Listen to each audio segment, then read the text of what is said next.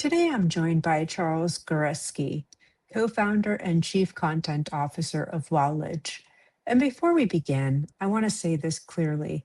I'm genuinely honored to be working and collaborating with Charles and the Wowledge team. Charles is an over 40-year veteran in the HR space, classically trained, deeply grounded, and the real deal. His background spans senior corporate HR leadership, consulting to Fortune 500 and global firms, and executive coaching with C suite leaders. He has also spent a decade in leading roles at Deloitte and brings that kind of discipline, practical rigor into everything he builds. And he's got the academic foundation too, an MS in industrial organizational psychology from Texas A&M University. So if you've been craving substance over performance, this conversation will most likely land. And for those of us who know, you know. Let's drop in. There's a simple country smile on the face of a new city girl. She says the roof it leaks and the rent is high. There's no better place in the world. It's a long way down, back to the bottom.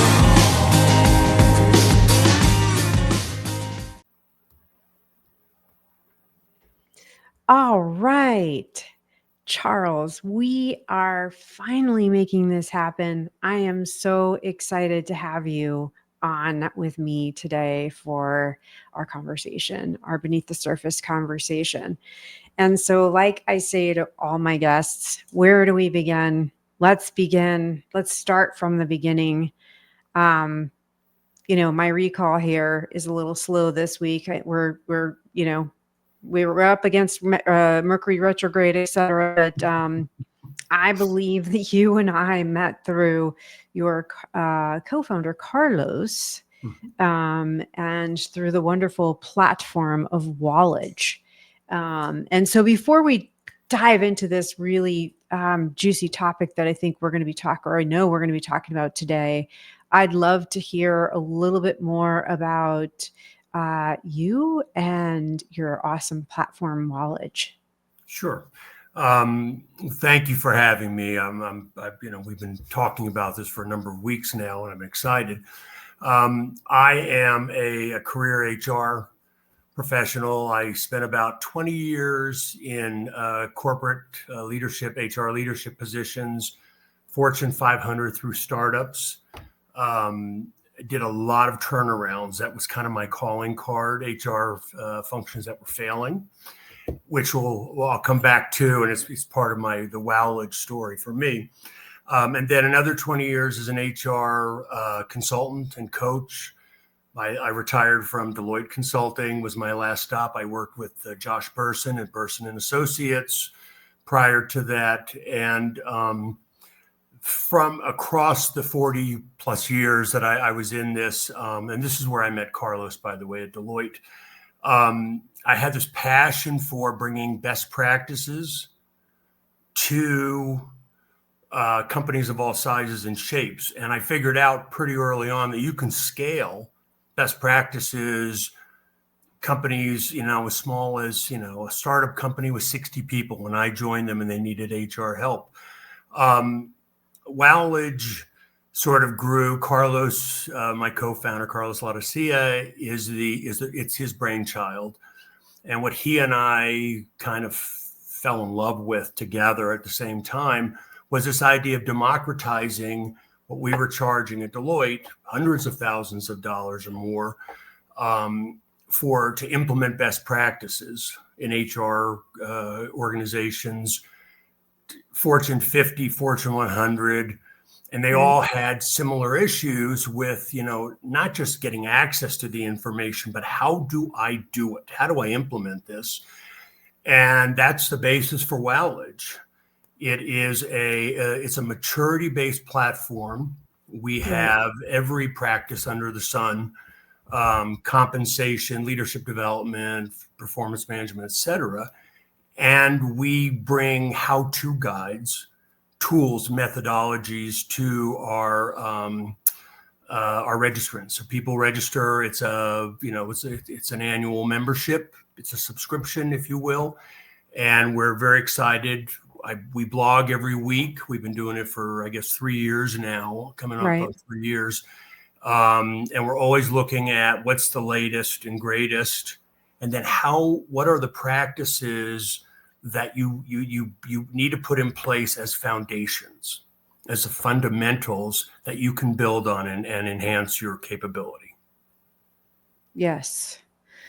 Yes. And I have to say, as with many of my guests thus far on Beneath the Surface, I've interacted with the platform with both you and Carlos, pretty active on LinkedIn. Love the pieces that you guys share. I mean, the wealth of information, the information is just unbelievable. I don't know that today's HR professional, and I'm going to be careful how I word this, really understands what's available versus what has not been or wasn't available in the past to us. And what Wowledge has done is just amazing. Thank you. Yeah, I appreciate it. And we actually, I want to just make a note here. We do actually talk to Carlos as well on Beneath the Surface.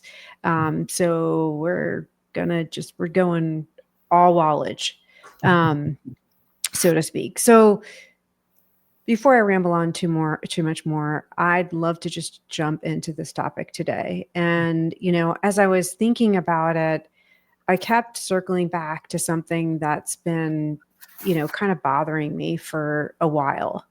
And it's HR has spent decades designing governance for everyone else. But we never designed it really for ourselves. And this said, it's kind of like we're the function that structures organizations. We build competency models. We define the standards for talent, ethics, behavior. Yet as a global professional or global professionals, we don't have a shared identity. And our standards fluctuate, by company, by country, by community. I want to say sometimes, but I feel like honestly, it's more times than not by trend as well. And I feel like this is creating a huge gap. So what we mean when we say governance, it kind of gets confused, right, with policy or compliance, but that's not what I'm talking about. Governance is more the identity. It's the backbone of the profession, the shared rules of engagement that make the work credible. I feel like every one of our partners, right, whether it's finance, marketing, engineering, they have, sort of their organizational governance. And we in HR don't really have a governance for ourselves. So before we go deeper, I'd love to hear your take. When you think about governance for HR as a profession and also as a professional of HR, right? What does this mean to you? Yeah, it's interesting because we talk a lot about governance on our platform and about installing it for, you've seen, you've heard of governance councils. The Learning Council, Training Council is probably the one that's been around the longest.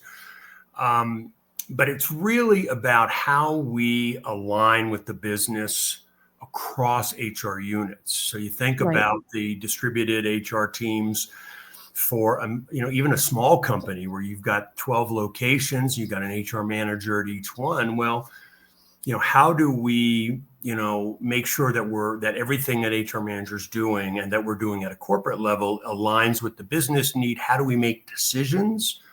How do we set priorities? How do we engage with partners?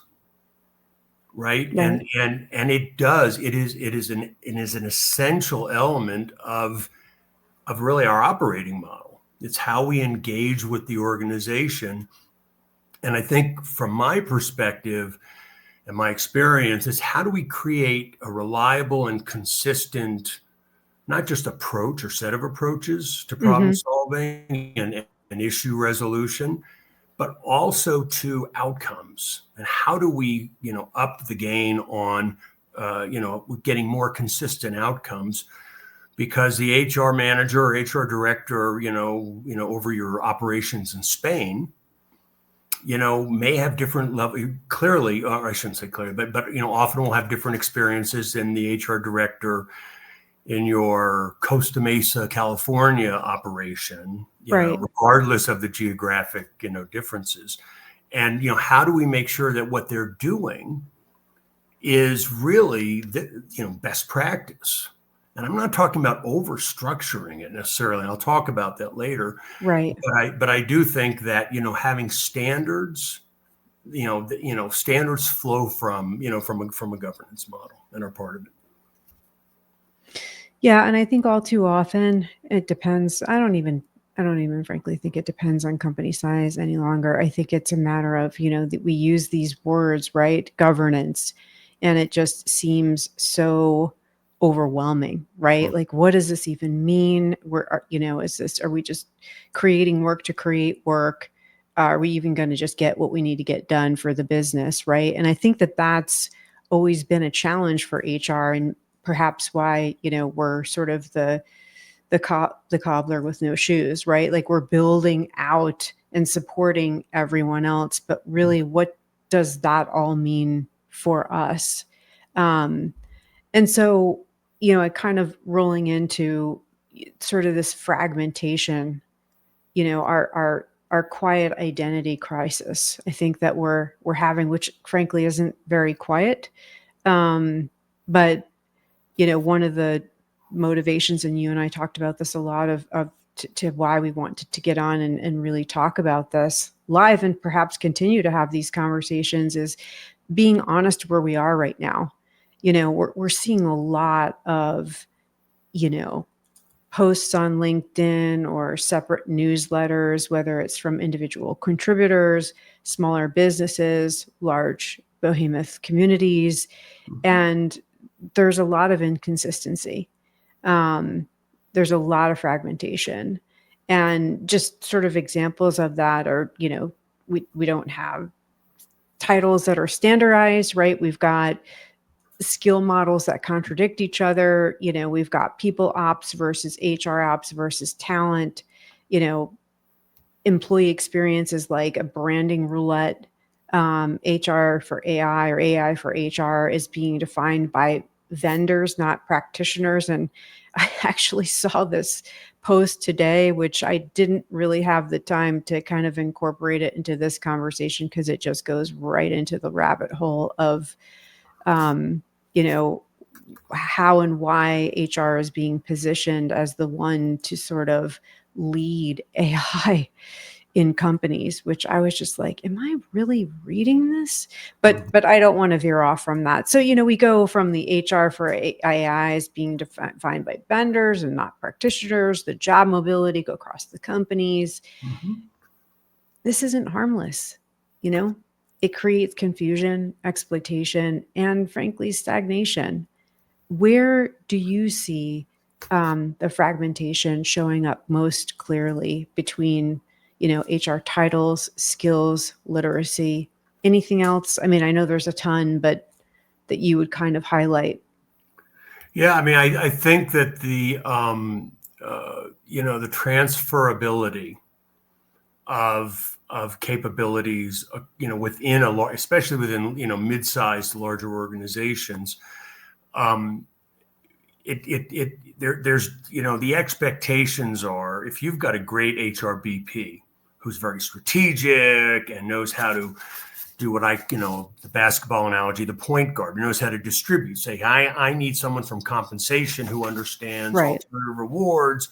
I need someone from IT who understands AI, or databases, so I can create this solution for my clients. And then that person moves on and the next person comes in and they have no technology. They don't have that same level of technology awareness or of consulting capabilities. And then what happens is it's like the football coach, who leaves to go get a better job. The next person comes in and they're not meeting the expectations of leadership, of other stakeholders, of employees. They don't have a passion for employee experience as an outcome, perhaps. So you get this lack of structure, this lack of standardization. I think it goes back to what HR needs, which is you got to identify your values. You got to identify the core methodologies that you want to use. And what happens is that leaders, who are the people who we partner with and employ, or are employed by the CEO, right, the head of a function that we're supporting, they lose their faith, and they yes. say, well, this is about HR. And I think that, the question always comes down to, for this, and this is governance, a key issue of governance is standardization versus localization, right? Yes. If I'm supporting an engineering organization, they have different needs from the compensation, from the performance management programs, et cetera. And how do I do that while still adhering to, a similar set of values and approaches so that there is some consistency? And I think most importantly, reliability of the outcomes of right. any HR effort. Yep. I totally agree with that. So let's expand on that a little bit more, in terms of, what we're seeing right now with just, we'll pick on job descriptions or made up job titles, or, here's what you must have to be an X, Y, and Z. We sort of that's not sort of how we, practiced our profession. We were sort of mark to market along with all of our colleagues, if you will, right? Just in terms of the structure, the governance in which we built our structures and our teams. And I don't know, maybe it's just me, but I feel like all of that has flown out the window based on, just many of these sort of ad hoc statements that we're seeing, or these must and shoulds by, we won't name names, but just going on LinkedIn and reading all of this stuff. And it's kind of like, who, what, where, who's on first type of thing. What do you have, whether it's from Wowledge's perspective and how you provide guidance, or just your own in terms of how you've seen this profession, progress, or frankly not. Well, yeah. And I mean, it's my favorite example, and I've written a lot about this with the blog, and we have a lot of resources on the HRBP role. And exactly. I wrote a blog, I don't know, 6 weeks ago, I guess. And those, I'll make a little sales pitch. Those are all available for free. It's a free registration to access. But the HRBP role, I looked at 3 or 4 job posting sites. Indeed, I looked at LinkedIn, and a couple others. And I just took a quick look at probably about 60 or 70 HRBP job descriptions, job postings. I was floored by how many of them had employee relations support, managing other, generalists. I mean, the variety of roles and responsibilities was actually quite surprising, given how, if you look and you go back to Ulrich's, HR Champions 30 years ago now, 76, I think he published the book. And I mean, the roles have HRBP role, in our opinion, Wowledge's position is this is a strategic role, generally, not necessarily having management responsibilities. They're strategists. They know the business really well. And there's a whole series of competencies and skills that go into it. but the variety of what one company to another calls an HRBP has a profound effect on the education system, what colleges and the universities are doing to prepare people.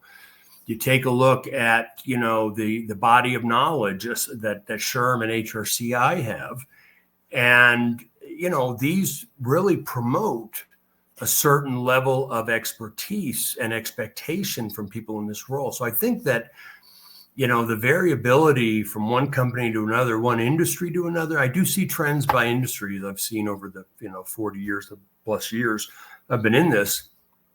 And I think that I always, when I was an HRBP, when I was an HR director, an HR VP, I always said this role is very different from what I'm seeing companies do. And I think it creates confusion about what are the right skill sets, what's the right preparatory skills, the right progression people should have to move into these roles. And it does create confusion. And frankly, when you take a look at what people are doing in many of these jobs, they're HR generalists, what we called HR generalists 40 years ago.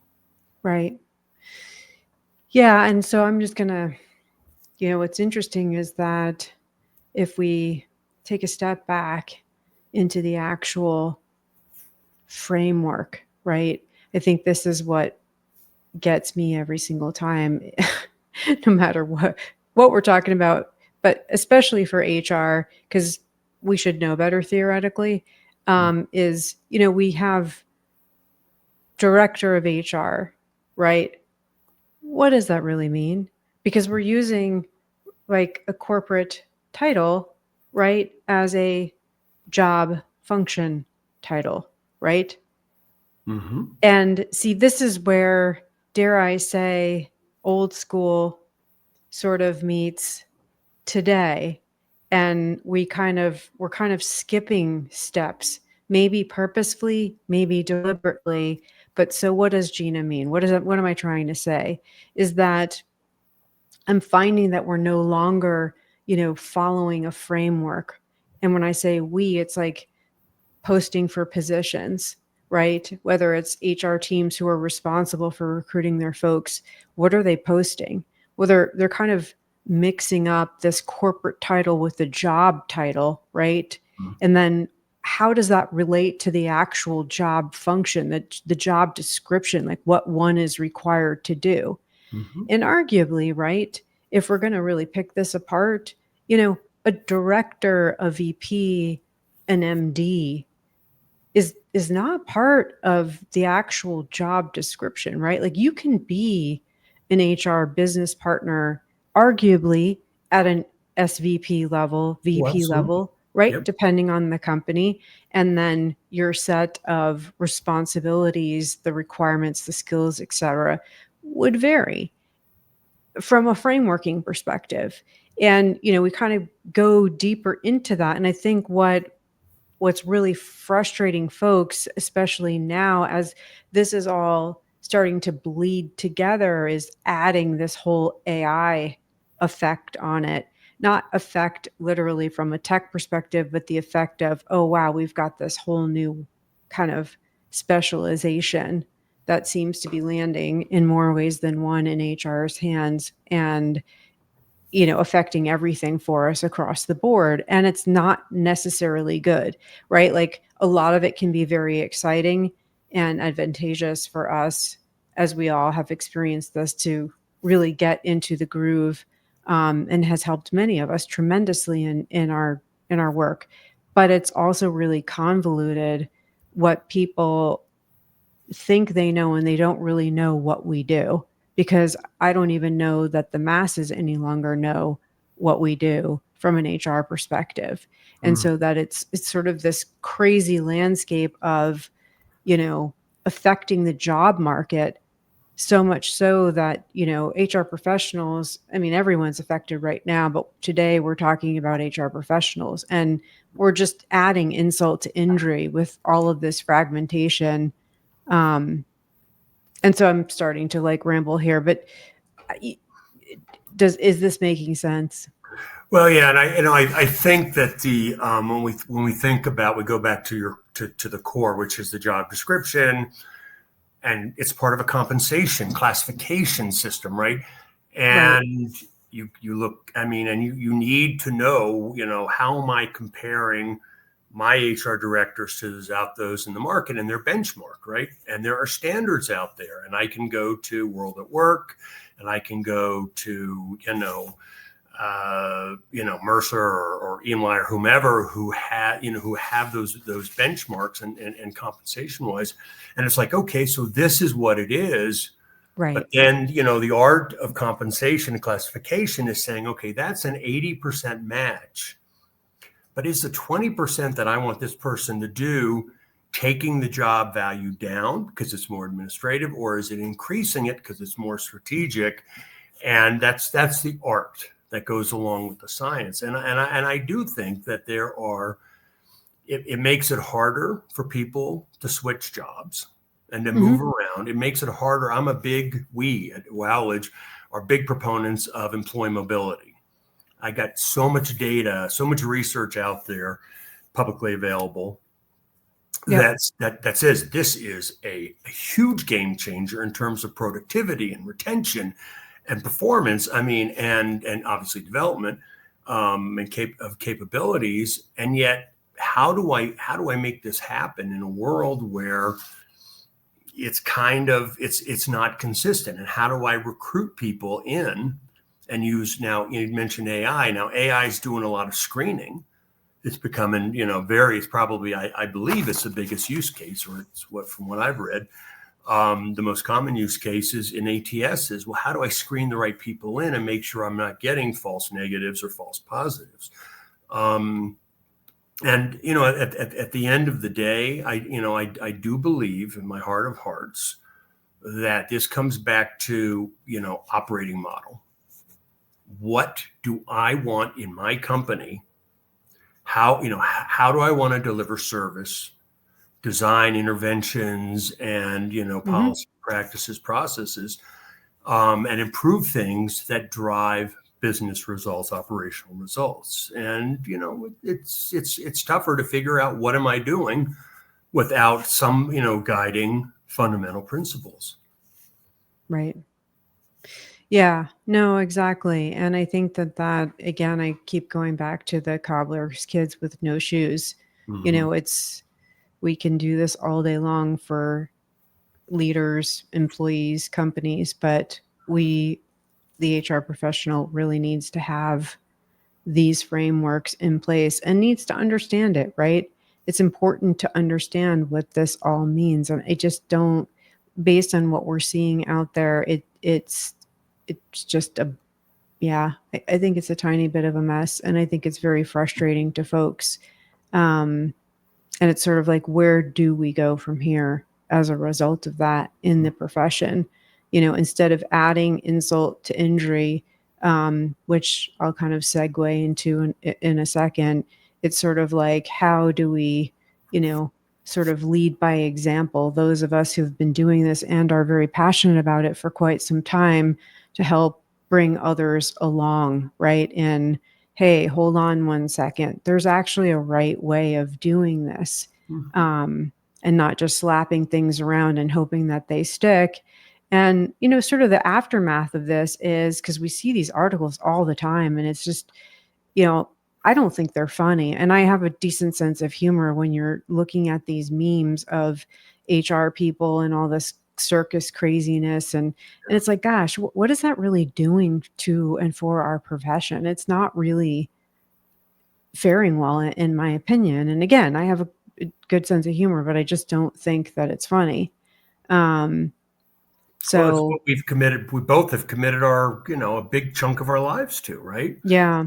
And I figured out, 40 years ago when I was right out of graduate school, and someone said, "Oh, you're an HR. Oh, you're a personnel guy."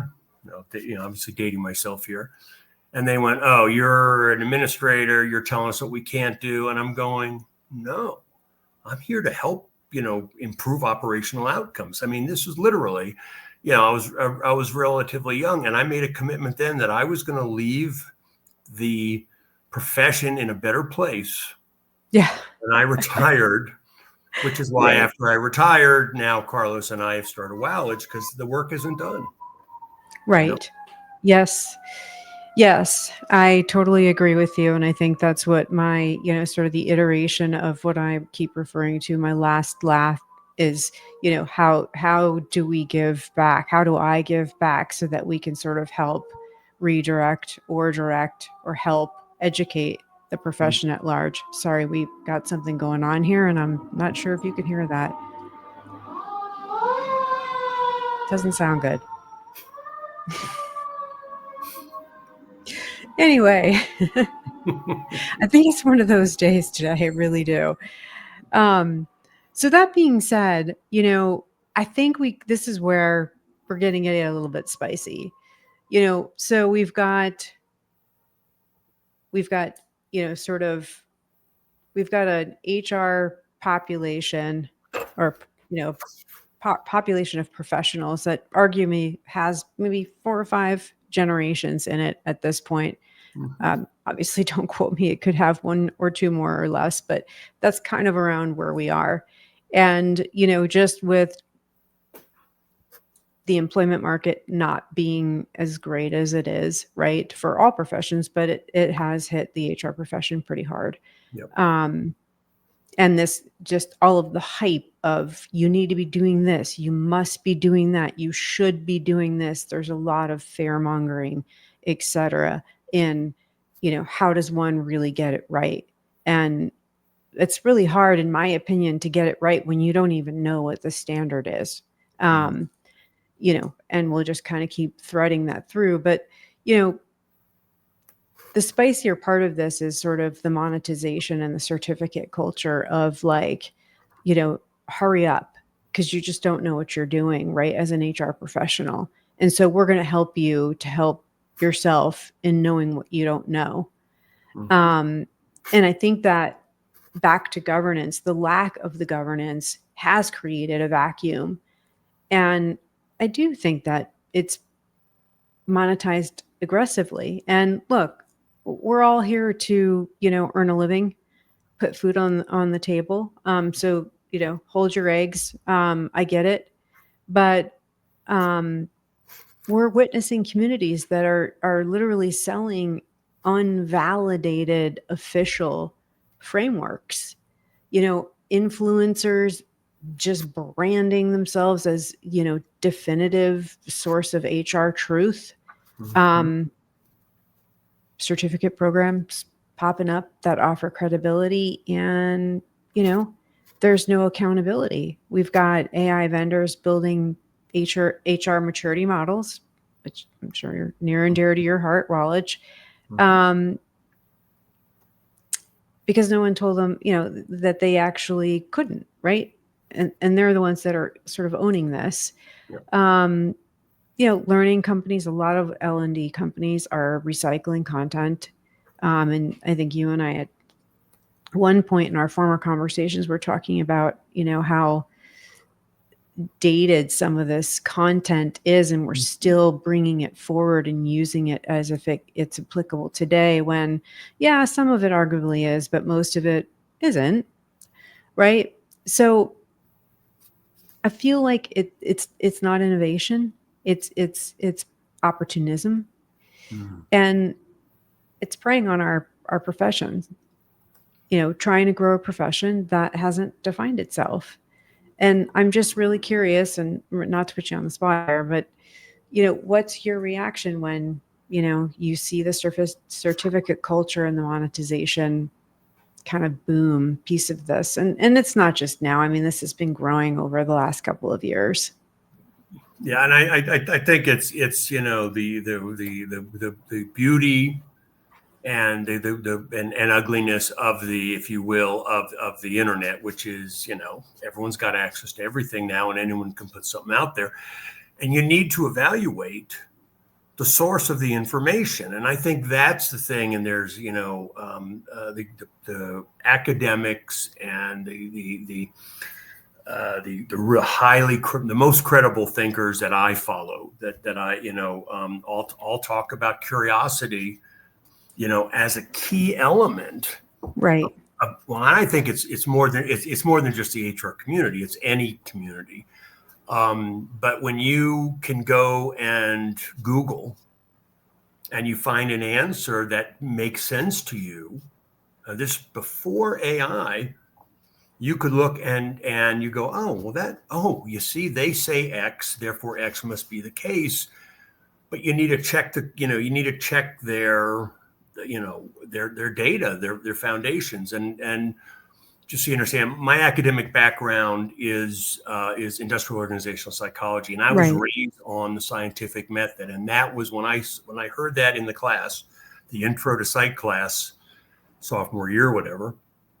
I went, oh my gosh, that's what I want to do. And then once I figured out you could apply it to, the business world, I got very excited. Right.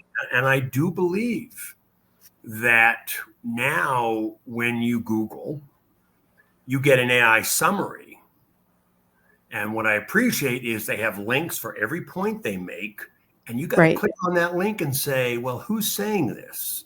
Exactly. What's their background and what are they basing this on? And I think that I believe that there's so much out there that it's hard to discern what's right and what's wrong. I mean, what we do at Wowledge is our definition of best practices is when we write, behind our paywall, you get access to all these, how to do step-by-step maturity based. And it's based on our experience working with customers and then seeing the results. Right. Knowing that some of these things, some concepts are dated.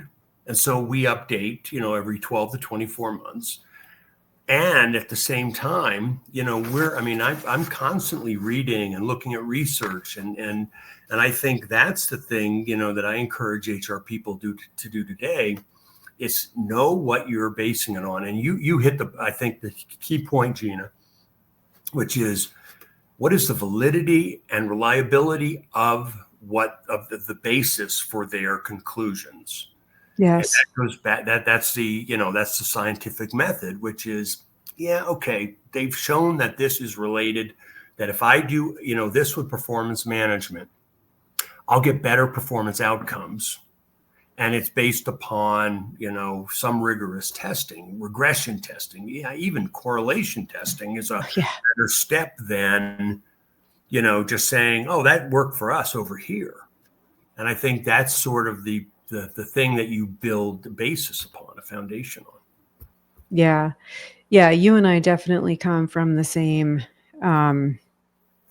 background in terms of the academic piece. And I think that sort of leads to why I'm so passionate about this sort of just throwing, the noodles against the wall type of thing and hope they stick. Mm-hmm.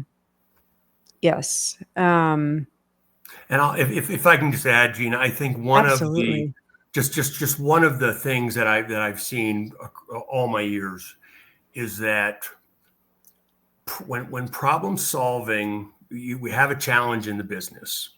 You got a retention issue, you got an underperformance, you got people leaving, whatever it is, and the manager, who you support, says, oh, we need more training. We need, my favorite one is people are leaving, so it must be a pay issue, right?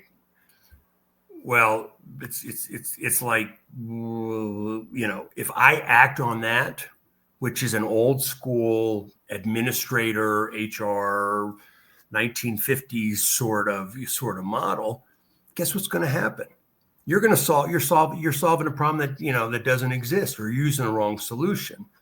And that's why, I'm a big fan of root cause analysis, formal root cause analysis, as part of a structured approach to looking at problems. It's not just using best practices to say, oh, we have a performance management problem. We'll start doing, check-ins every week. Well, what are you doing within the check-in, and what is it based on, and what is it supposed to be driving, and what is and are you doing it right? Because a check-in, from my experience with managers, and I helped do the work that when Deloitte, they published it in Harvard Business Review, when we redid the performance management process, I led the team that did all the research. Said, here's the options. Here's the best things to involve. And we had data that said it's not just about meeting with people. It's about what's the conversation. And it doesn't have to be an hour-long conversation, but you got to cover these topics. Right. Once we did, we saw great, efficiencies and great effect from that. And I think that's sort of the, you need to go sit down with the manager, and that's part of why you should have a consulting model. And when you say why you should have a consulting model, which is if you're an HR team, if you are, when I think about, I'm an HR professional watching this podcast and I'm listening to all the things that you and I are talking about, what does that mean to me as an HR professional, right? Like, yeah, I mean, a consulting model, it's a methodology like performance consulting used in L&D, like OD, organization development strategies, and what many people know is, are things like Kaizen and Lean, process improvement methodologies, which is a very structured way and thoughtful way of saying, how do we identify the problem? How do we, quantify it? And how do we design solutions that are targeted to, to fix that? And I think, and that's when I think about consulting models, and that's the blog I'm writing this week. So that'll be out, and that'll be delivered be published next Sunday. It's what are the models and how do you use them? What are the applications? And having everyone on the same page across HR who deliver services. And by the way, this is not just HR BPs or HR managers, generalists. Exactly. Compensation department. This is in L&D. When a manager says, "Oh, we need training for X," well, I've had work with some wonderful L&D people over my career who'd say, "Well, let's sit there, let's talk about this, let's analyze what's really going on," and they'd come up with, "You don't need training, you need process improvement." Right. You need team building because your team isn't working together effectively. And that's where the consulting models, I think, really come in. Well, and that's where I love, and by the way, I don't know what's going on outside, but pardon for all of the noise. That's why I love every time I see, a post or a piece from Wowledge, either yourself or Carlos. I mean, it's just like, bam, you guys, you're just like a perfect template example of, how it should be, in my opinion, right? Just based on our background in education, because you and I have been around for quite some time. And it also displays, it just never, and I just want everyone to know, like, Charles and I are not in partnership. He does not sponsor Beneath the Surface. I am just a really huge fan of Wowledge. And I really love the stuff, and they're doing it the right way. And why I'm so passionate about, I've talking with Carlos and Charles about this is because it also displays how much one really needs to know, right? Mm-hmm. Because this is also something that we're seeing in this fragmentation is, sans the governance, sans this sort of true baseline understanding, and it's all sort of mishmashing together, right? What we talked about earlier, whether it's descriptions, titles, comp structure. And people are like, "Oh yeah, no, we're just going to hire, a director of compensation, and we need 3 to 5 years experience. And this person needs to build out like the entire global framework." And you're like, really? Do you have any idea like what a person like that, a professional like that really,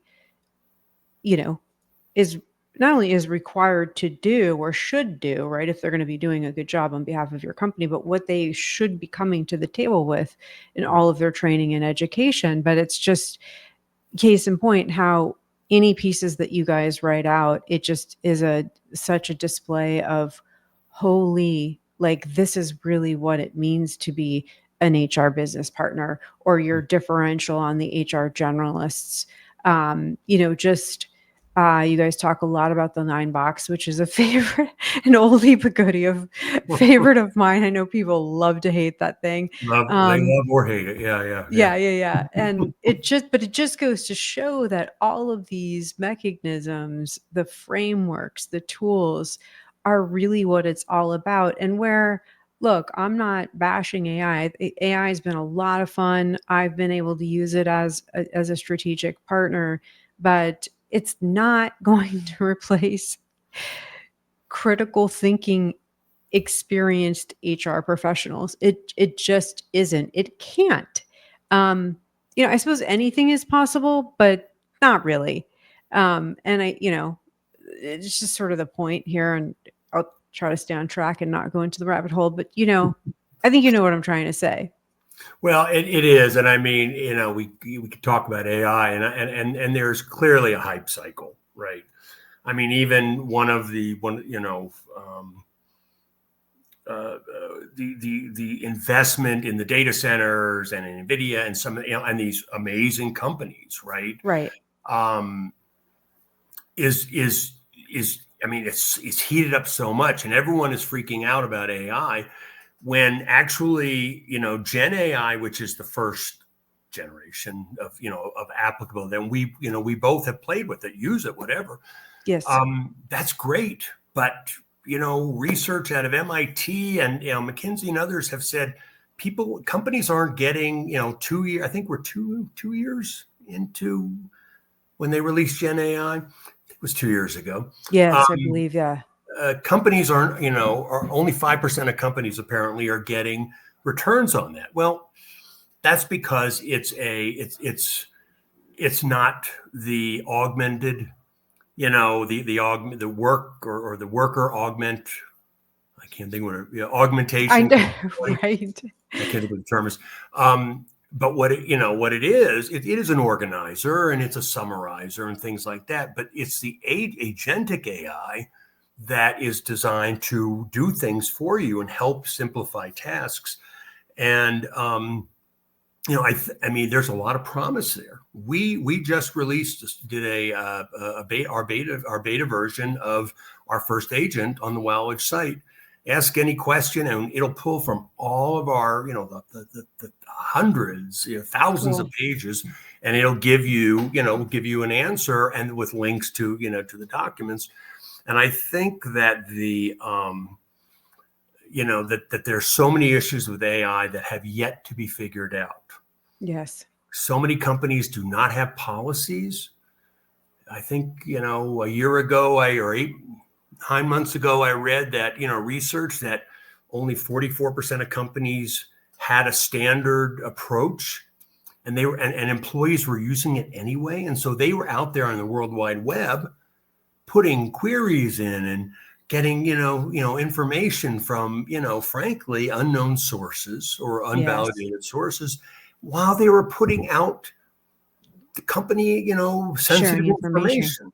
That's right. With the questions they're asking, and it's like, oh my gosh. So we still have a way to go. But to your point, I just say you're absolutely right. It's still about human judgment. And that's the ability to assess, okay, what is this? Is this the right thing? Is it answering the question the right way? Is it giving me useful information that I can act on and reliable and trustworthy information? It's a tough one.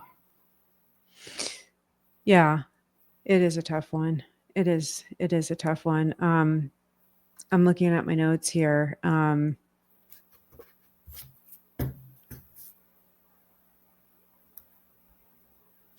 And I'm trying not to get too much down the rabbit hole, but on AI, that is, but really more focusing on circling back around on governance.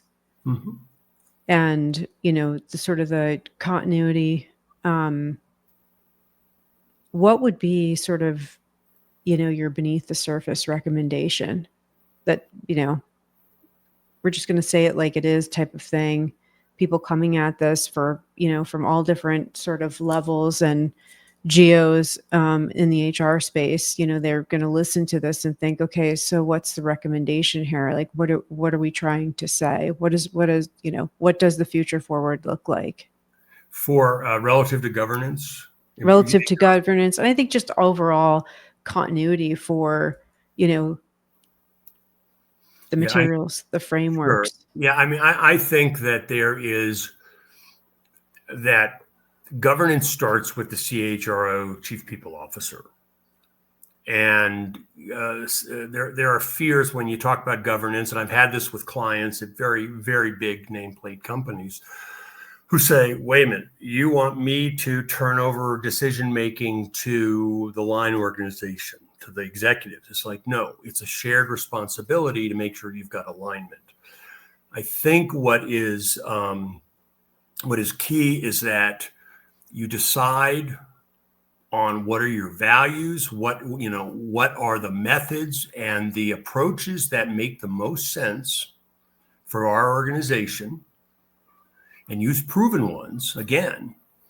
And I am a big believer. I've written about evidence-based HR, EBHR, which goes along with what we were talking about before, which is a structured way of bringing in insights from academics, from trusted, influencers, from consulting companies who focus on this,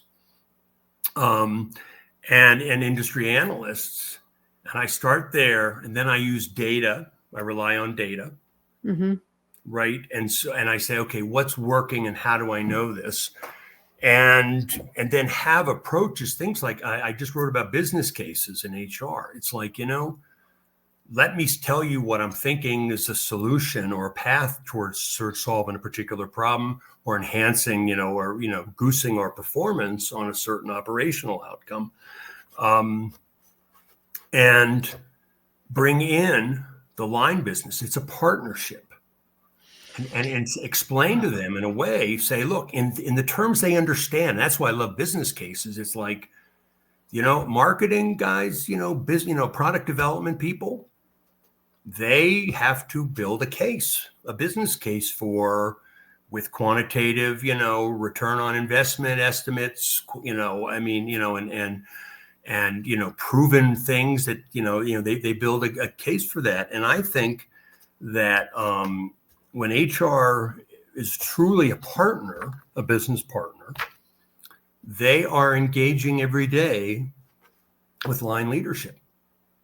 And governance is about sharing that responsibility, because you want them to not only say, okay, that makes sense to me, but also, yeah, let's make an investment in that.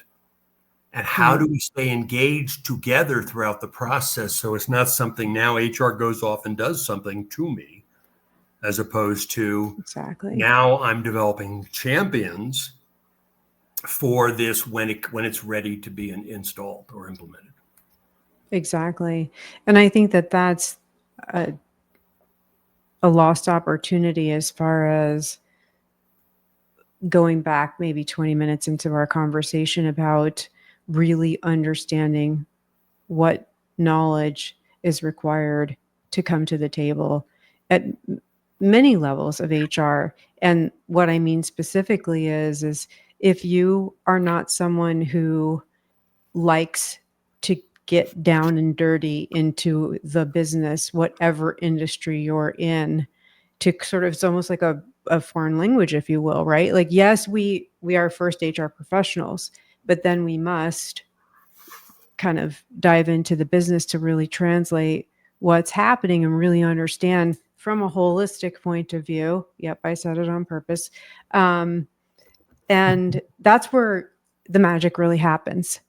And I'm sorry, just kind of punching that into our friend chat, not really sure how that just is going to simply solve all of these things that are magically going to happen. And obviously I'm being sarcastic here, but it's another sort of, wink, wink on, HR, the person is not going anywhere, to that effect.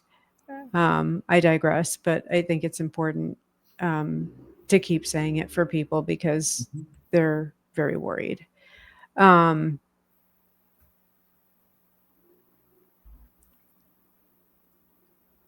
this question, and we're nearing the end of this, is why do you think that HR has held back from really defining its own governance? I think that there is this this perception that is created when you are, I don't know how else to put it, when you're told that you're not in business, you're not a business person, you're an HR person, you're doing soft stuff. So all the stuff that we've been talking about, you're not doing, right? Right. Or when you do it, you don't get credit for it, right? And I think that there's sort of this, I need to protect my position in the organization. And, there's a human, I mean, we're people, right? And the other part is, I think, that you need to be an environment. And I think we talked about this weeks ago. I was very fortunate. My first 2 jobs, HR was great. Yep. And we did really cutting edge stuff. And we were respected as a function. Oh, and heck yeah. there was an expectation that, well, they're going to bring new stuff to us. And I got to do incredibly innovative stuff that generated business results. I mean, significant business results. And I think when you're in that environment, you're like, it's magic. It is right? magic. Yes. And there's a partnership and partnership that creates an expectation. And the partnership is built on credibility, capability, and relationship. And, I think that being an HR business partner, another blog post that I from the last couple of months, you gotta focus on the relationship. And it's very easy to just sit there in staff meetings, and listen and take notes and not contribute. It's very easy to say, well, we didn't get invited to their business strategy session, but they'll tell us afterwards, right?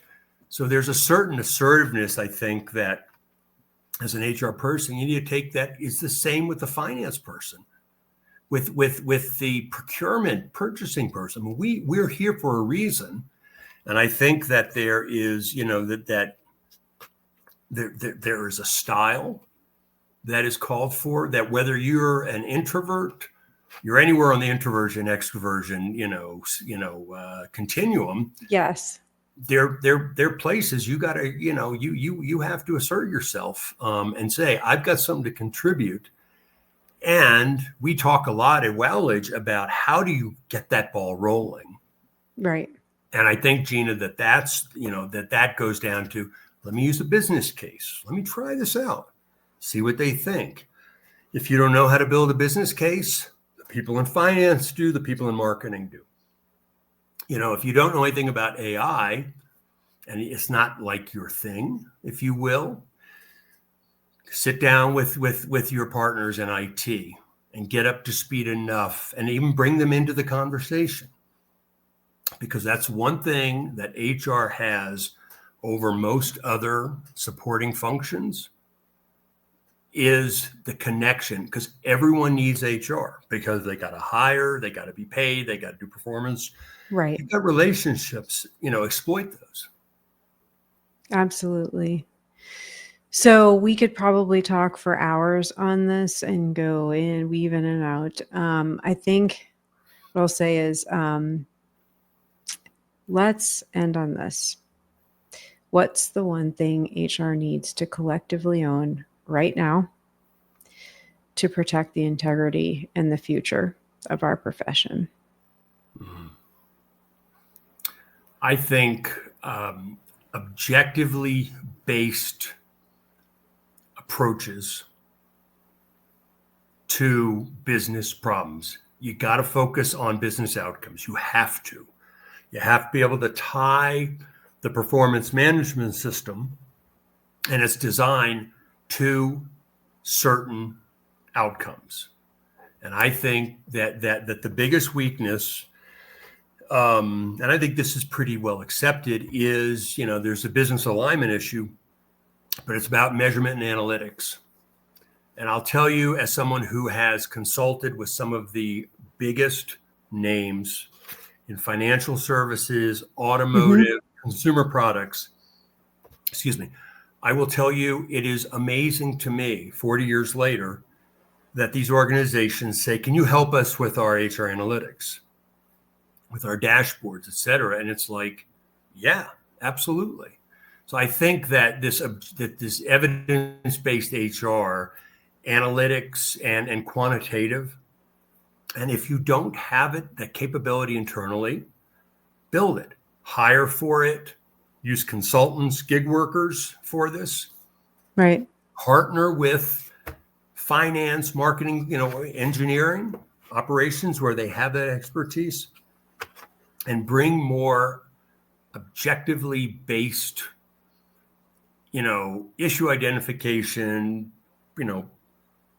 potential problem, potential solutions, and, outcomes to the business. Yeah, I totally agree. Well, I really, really appreciate you coming on and kind of digging through this not so easy, both to talk about, frankly, because we're in it, right? We're living it. And it's also, happening. It's occurring at the speed of light, right? Like we're right dead in the middle of it all. It's kind of cool because, we're going to be making some waves and hopefully, a difference, as we said earlier in the conversation, and how some of this, moves and grooves, in my own words. But I think we're gonna stay close, Charles, and I'm certainly gonna encourage folks to jump onto the Wowledge platform and get some great resources for the work that we are doing, or that needs to be done or should be done. Now I'm using the words that I don't like, but we're gonna stay close because I want to hear what's going on in the future and what your roadmap looks like at Wowledge and what we can expect. Well, thank you so much, and keep doing what you're doing, Gina, because you're asking very provocative and difficult questions. And, we appreciate that. It's okay. It's safe. Okay. Thank you. All right. Bye-bye. He says it's a long way down, back to the bottom.